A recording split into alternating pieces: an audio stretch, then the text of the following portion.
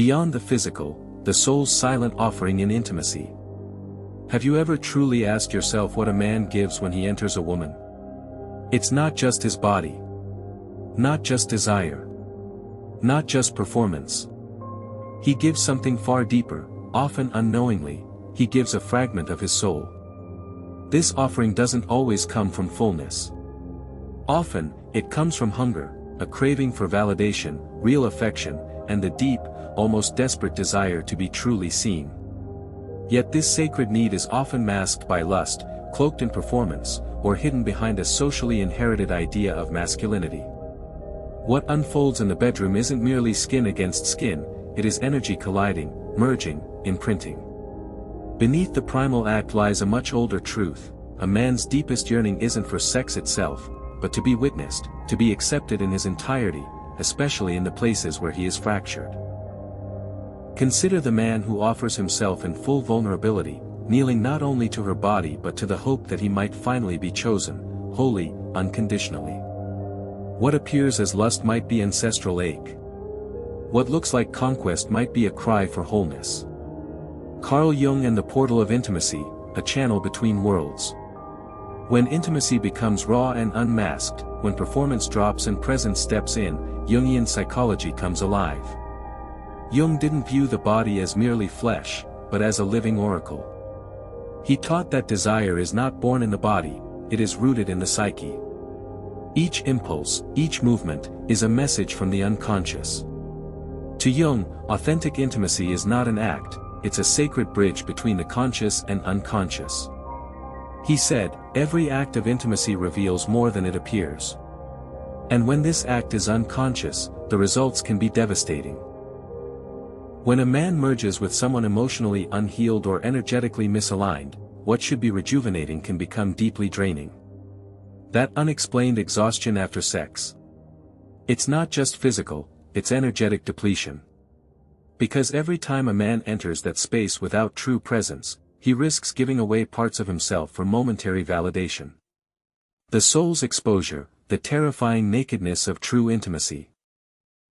Real intimacy is not about undressing the body, it's about undressing the soul.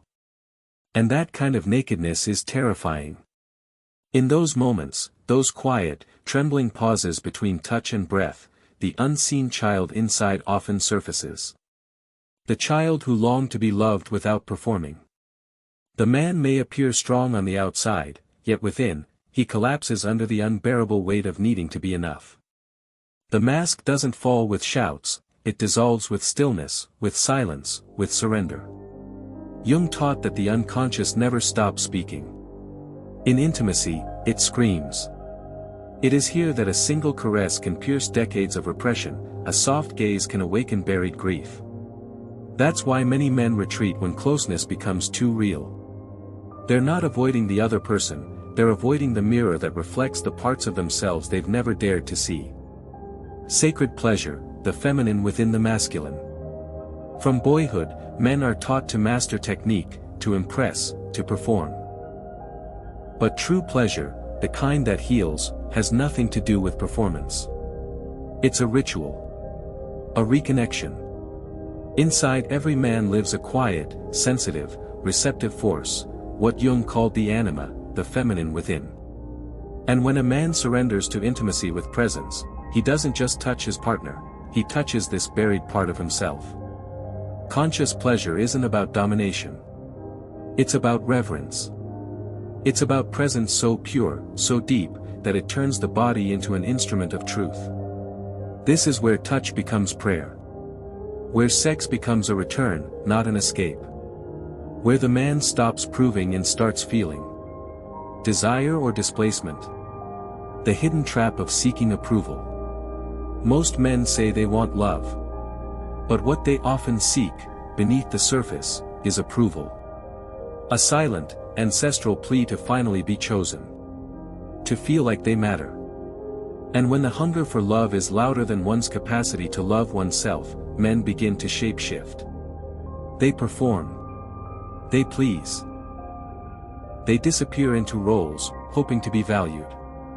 They become the good guy, endlessly giving, endlessly kind, yet internally starving. This isn't love. It's a wound performing as virtue. When desire becomes a mask for ancestral lack, it leads to projection. The man starts looking at his partner not as she is, but as the one meant to save him. And when she inevitably fails to meet that impossible task, resentment replaces desire. Idolization turns to disillusionment. The pedestal collapses. Because he wasn't seeing her. He was seeing his own emptiness. The shadow's grip, unconscious repetition of pain. Jung once said, "Until you make the unconscious conscious, it will direct your life and you will call it fate." Many men believe they're choosing partners freely. But often, they're just reenacting their unresolved pain. The shadow, the exiled, hidden self, pulls the strings. And every new lover becomes an echo of the old wound. The bedroom becomes a battlefield or a stage, not a sanctuary. This is why intimacy feels dangerous. Not because of the partner, but because of the unhealed self. A man may look powerful, but inside, he is seeking rescue. The body becomes a wall or a bridge, depending on his willingness to be seen. Every man eventually projects onto a woman what he refuses to confront within. He makes her his lover, mother, healer, savior. But she cannot save him. No one can. The only one who can meet his emptiness, is him. The path of true masculine awakening. In his chase to feel whole, a man may confuse intensity with connection, desire with destiny, validation with love. But no external relationship can complete a man who has yet to meet his inner self. This path begins with brutal honesty. With the courage to stare into the emotional mirror and not look away. The hunger to be chosen only ends when he chooses himself. Self-knowledge isn't theory. It's practice. Presence. Stillness. The ability to sit in discomfort without flinching. To hold the void without reaching for distraction. This is where the masculine begins to awaken. From this sacred place, sex becomes a sacred rite, not a performance. Intimacy becomes a mirror, not a mask. And desire becomes a song from the soul, not a cry for approval. Energetic discernment, the sacred responsibility of union. Not every woman deserves access to your body, and certainly not your energy. Sex is not casual. It is a merging of souls, of histories, of energies. Her body carries emotional contracts, traumas, and energetic ties, and so does yours. When you enter her, you enter all of it. And if you're not conscious, you absorb what isn't yours. Unexplained fatigue, inner chaos, emotional fog, these aren't random. They're the symptoms of energetic contamination. You opened a portal without discernment, and something came through. Your body is sacred.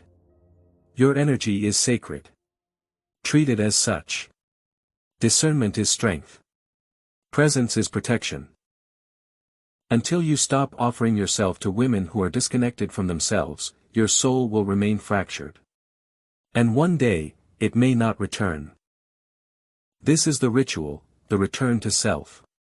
Now be honest, how many times have you given yourself, thinking it was just sex, only to leave emptier than before? How many times have you mistaken chemistry for connection, desire for depth, and pleasure for love? This moment is a reckoning. You now know, sex is not an act, it's a ritual. Your body is not an instrument, it's an oracle. Every intimate decision either builds you or breaks you. Reconnects you, or buries you deeper.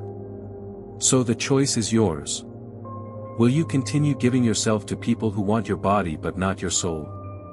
Or will you demand a new standard, conscious, intentional, sacred union worthy of your energy? If this message stirred something within you, speak. Comment.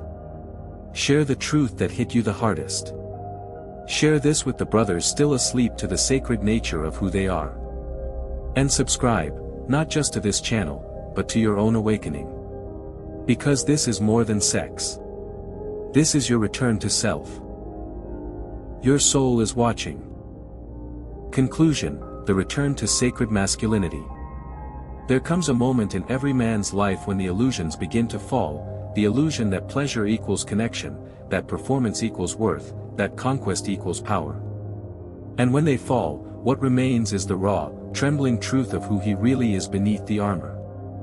That moment is not weakness, it is awakening. To be a man in this world is not to dominate, perform, or prove. It is to remember. To reclaim the sacredness of your own presence. To honor the weight of your energy, the value of your touch, the power of your intention. True masculinity is not found in how many bodies you conquer, it is found in how deeply you can connect with your own soul before offering it to another.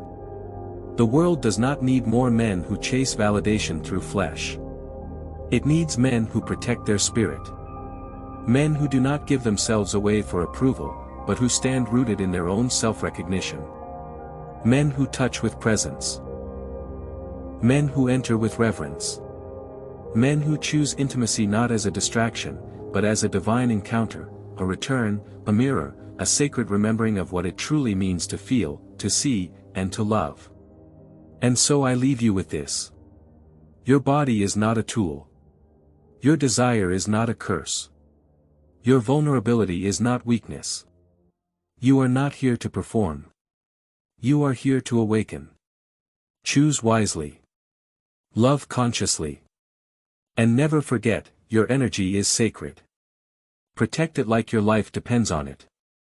Because it does.